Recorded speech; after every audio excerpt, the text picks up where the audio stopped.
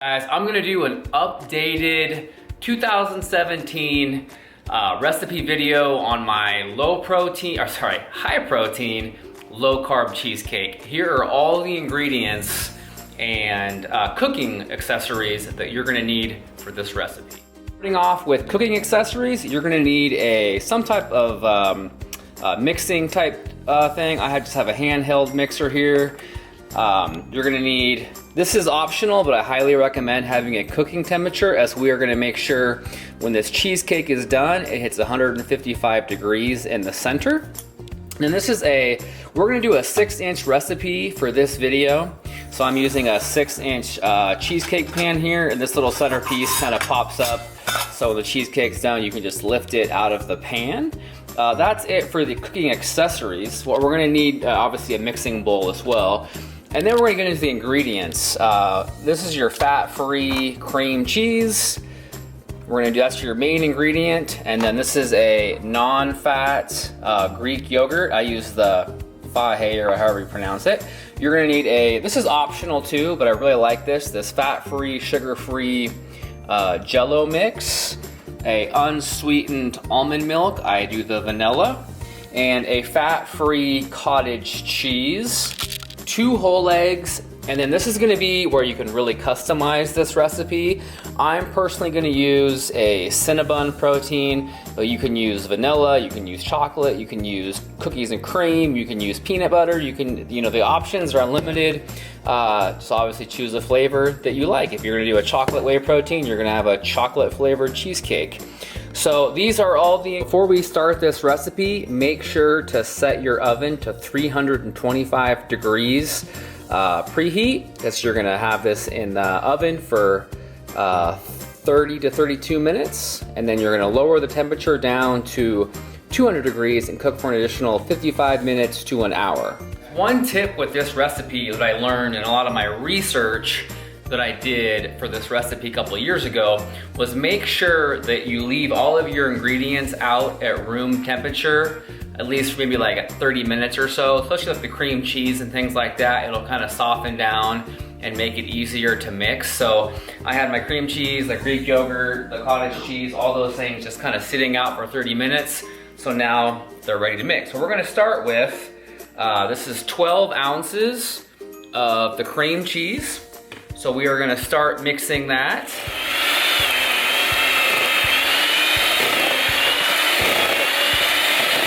Next ingredient is going to be 10 ounces or 283 grams of non-fat Greek yogurt. This ingredient is going to be your fat-free cream cheese. We are going to use a half serving of this, so 56 grams. One tip with this that I would do is if you have a magic bullet or a blender, something like that, blend the cottage cheese first to get the clumps out of it and then throw it in the mixer. I personally tried putting it in my Ninja blender and it wouldn't blend it up enough, so I literally just have to put it in as is and try to get as many clumps out. But one thing I noticed when I did this recipe a few years ago, at the time, I don't have it anymore, I used like a little small magic bullet and was able to kind of really liquefy the cottage cheese. And so if you have that option, do that. If not, just take the cottage cheese as is and do the best as far as mixing it so you get all the little clumps out of the cottage.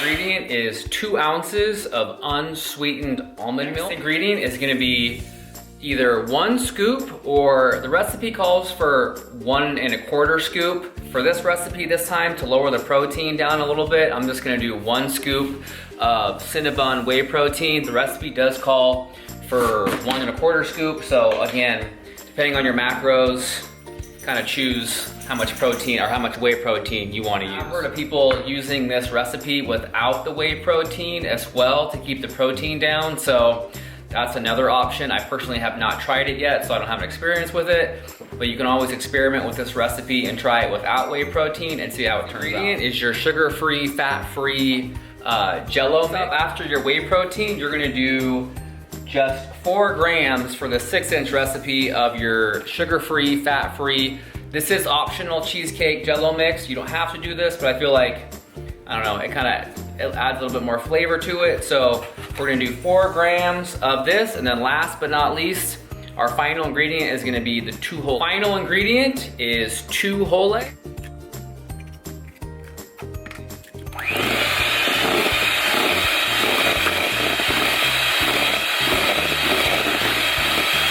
Now for the hardest part is not wanting to lick the little attachments on the mixer. When you're in contest prep, can't do it, guys, can't do it. Next step is take your 6-inch cheesecake pan. Some people will put parchment paper in here that you can lay down and then pour the recipe on top. I'm personally just gonna use some non-stick cooking spray and layer that inside the pan, and then just pour the cheesecake batter directly into the pan. I found this works just fine, so. But if you want to use parchment paper and lift it out, you can do that as well. And we're gonna pour all of the cheesecake mix into the cheesecake pan here.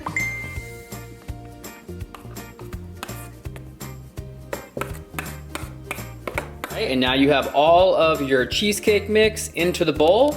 Now it's just time, again, your oven is going to be at 325 degrees, and we're gonna place this in the oven for 30 to 35 minutes. I think I'm gonna do 32 minutes here. Baking times, you wanna have your oven preheated to 325 degrees, and once you put the cheesecake in the oven, you wanna cook that for 30 to 32 minutes at 325, and then as soon as that timer goes off, you're gonna lower the temperature down to 200 degrees, and you're gonna let it cook for an additional 50 minutes to an hour. Now this is where having the cooking temperature gauge thing lets you, when you pull the cheesecake out after that 50 minutes to an hour, place this in the center and make sure that the internal temperature reaches, or the temperature reads 155 degrees. Or you can do the toothpick test, but this will just tell you that the cheesecake is done and ready. A lot of people that are experiencing cheesecakes that aren't kind of like, I guess, dense enough or like too soft, probably means that you didn't cook it long enough. So everybody's ovens are going to vary.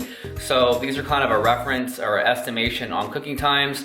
You may have to do one experimentation of a cheesecake and find the right baking times to get the ideal cheesecake texture that you want. The baking is finally done.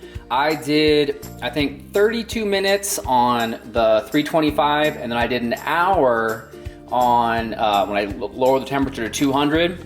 And so I just pulled this out. Again, I'm gonna use the the cooking temperature gauge to kind of see if I'm at least at 155 in the center.